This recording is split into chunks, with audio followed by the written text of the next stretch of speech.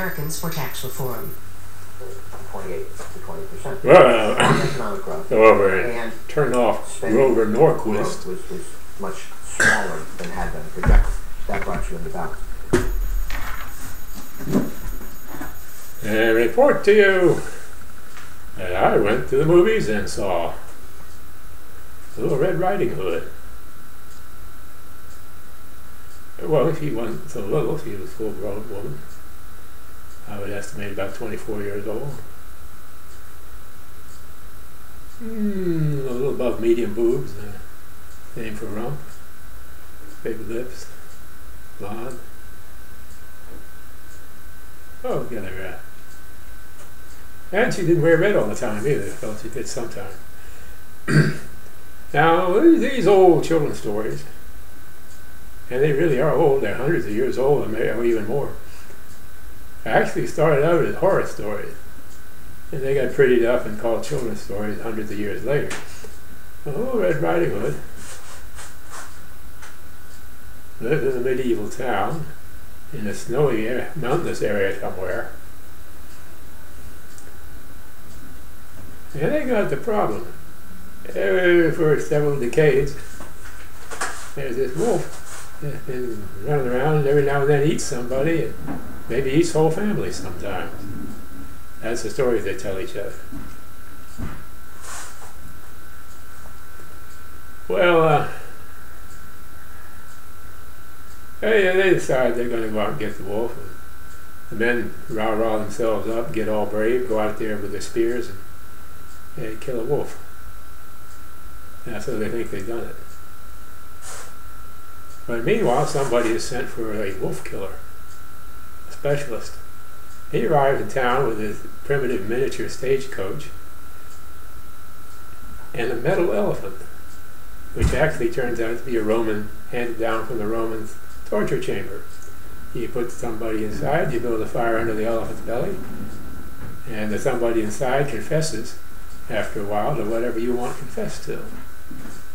So that shows you what kind of guy this professional wolf killer is. So the people tell him, we got the wolf, we don't need you, blah, blah, blah. He says, yes, you do. You think you got the wolf. You got a wolf, but you didn't get the wolf. Because a wolf is a resident of this town, and he only turns into a wolf during certain phases of the moon. See, this moon thing goes back there. Werewolf, Dracula, everybody's got moon problems. This one, they go way, way back in human fantasy. Now, what we got here is what we call McCarthyism in the 1950s, or malicious gossip, or like, say, all the medium-looking girls in the town, they gang up on the prettiest girl in town and claim she's a witch. And if they can put that over, she might get burned as a steak or fed to the local carnivorous animals or something. Anyway, they get rid of the competition. That's the real nature of these stories. They get rid of people.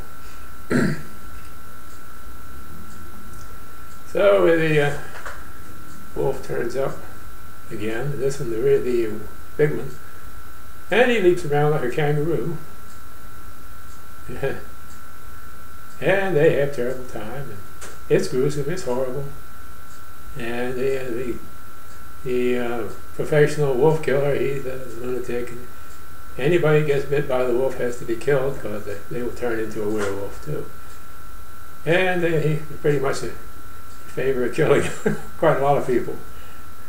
And so and all the cast is undistinguished. And they have a lot of social interaction. It comes out to about 0. Let's see. So this is a display of what you could call right-wing politics, because they're the main users of the smear campaign tactics. That's what we call them today. And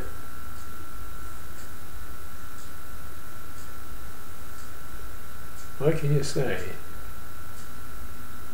The reviewers gave it 1 star. I would give it more than it's just on the sets, because the primitive medieval town is interesting in its construction. Primitive, everything is very primitive.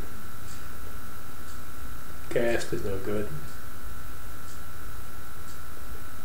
Really pitiful. The cast is no good.